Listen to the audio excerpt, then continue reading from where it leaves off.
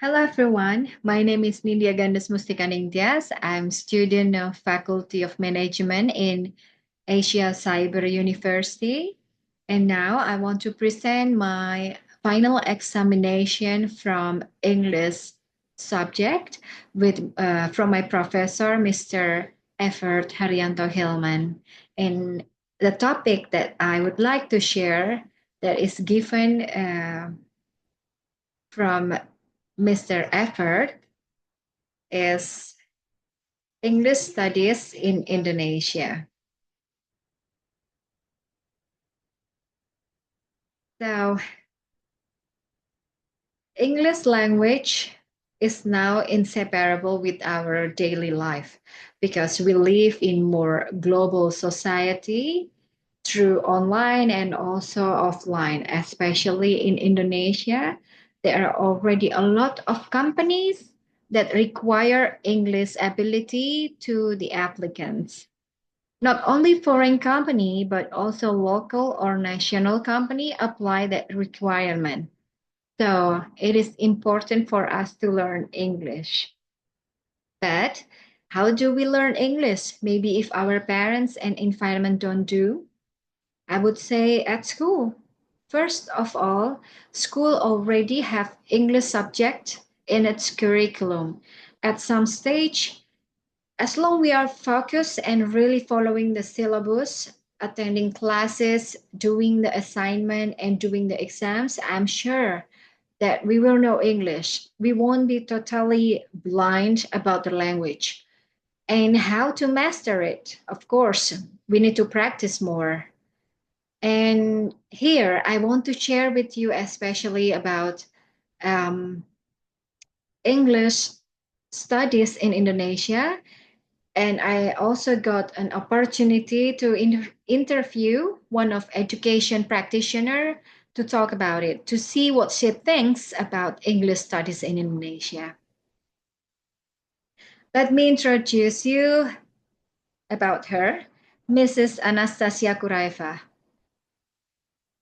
She got experience in school. So this is her school careers experiences. She was in Semarang Multinational School for 2 years as a principal assistant, from what I knew, and then in the Montessori School Bali for 5 years. And what is she doing now? She's now the CEO of Pro Guidance. Pro Guidance is a dynamic consulting company specializing in educational business, dedicated to assist individuals and businesses through the complexities of starting the business or opening school in Indonesia, getting the business license, obtaining visa for foreign investor or foreign teachers. And these are Miss Anastasia's company clients. They are all schools like Park Life Play School from Australia and Indonesia, Lycée de France, Bali, from France, and then from UK, USA, Dutch, and Russia. These are all, and also from Indonesia. Also, we have here Tunas Gama School. Uh, they all using Miss Anastasia's company to establish the business in education because what she did, she is also helping the clients to actually getting the license ready from the bottom to the ministry level of education.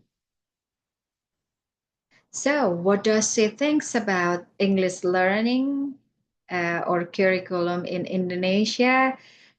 And so, let's see the video that I interview her.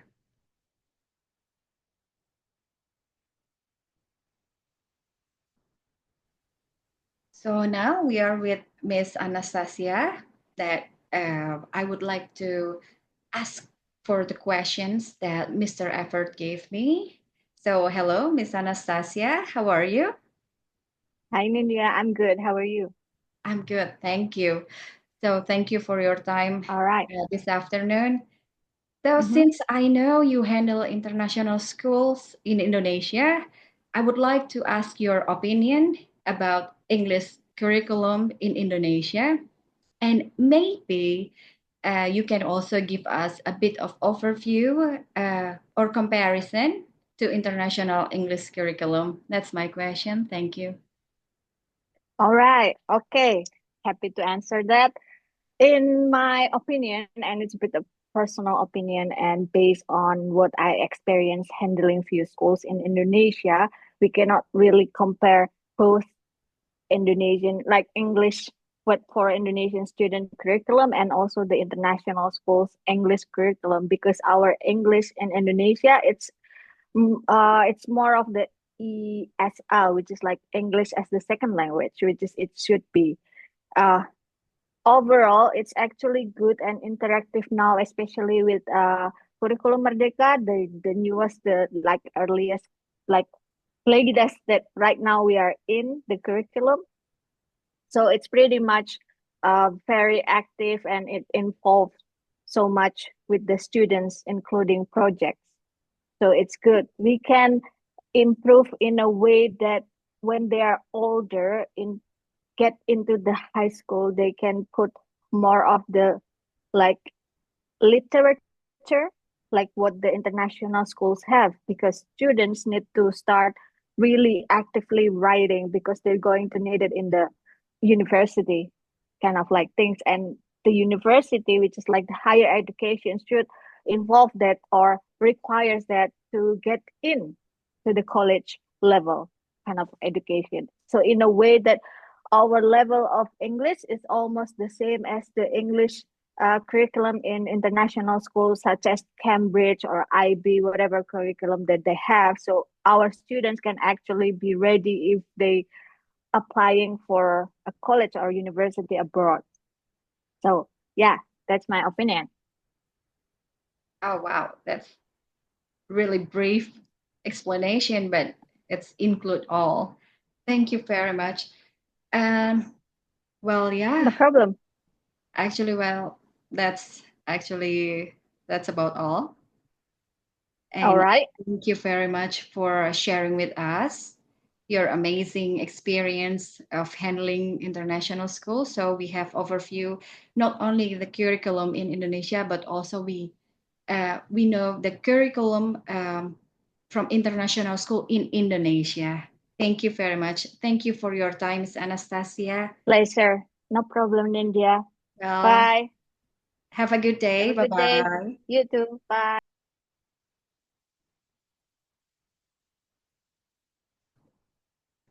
That's really interesting, right? So, this is what she said. I tried to actually put the minute of my interview in a text. So I will read it for you. So this is what she said. Currently, it's apparently pretty good with the latest curriculum Merdeka. All the syllabus shows more interactive, where students are highly involved, not only passive learning. But the higher stage it takes, Miss Anastasia thinks that the curriculum needs to include more literature, like a lot of writings, and also English literature studies like journals, books, novels, etc. Because it is important to them or for the students to get as they get into college. And as you know, that I asked her a little bit of comparison between our curriculum and the curriculum from international schools in Indonesia, not international schools abroad, but international schools in Indonesia. She said that compared to curriculum at the international schools in Indonesia, such as Cambridge and IB or International Baccalaureate, as mentioned by Miss Anastasia, she said it is almost the same level for any grades. And What makes it different is that in Indonesian curriculum, English is just a subject that we must learn at school as our second language. But in the international school, English is not only the subject of the curriculum that we are studying, but also the language we are speaking daily at school. And also, she added that at the senior level high school grades in international school, they already start to studying a lot of literatures. So this is my personal opinion or conclusion about my interview. Since we know already that compared to international school curriculum, actually Indonesian curriculum is almost the same level. We can be happy about that. Uh, so I think now it comes to the practitioner at each field, comes down to the teachers. How do they engage the students to first liking the subjects, and next how they present the subject, and all that we could say how the teachers teach. And then the level of English literacy studies need to be taken seriously on the high school level, such as reviewing books and novels that will automatically, for in my opinion, will automatically improve or perfecting their level of vocabularies, tenses, and writing by itself. For example, maybe not college in Indonesia, but if we want to apply for MBA, next level of college, right? For MBA degree abroad, and you in USA, for example, it requires us to submit a journal. So we don't only take a test like a ABC test, but we also have to show our ability to write, because at the end we have to make a thesis, dissertation, right? So it's important, our writing skills, and we have to like to read. And then I think we actually need to step up the game in English studies for Indonesian students. In Indonesia, it is important to improve English studies at school, especially in the smaller cities.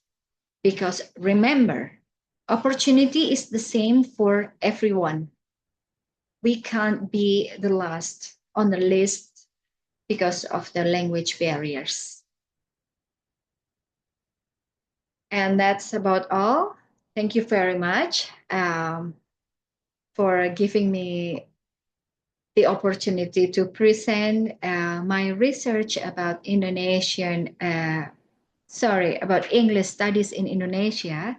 It is really a nice subject to talk about. And luckily, I found a really smart practitioner that I could interview with. And, and that's it. I hope that this presentation is useful for you all, and also can give a little bit of encouragement to improve our English studies in Indonesia. Thank you. Bye bye, and have a nice day.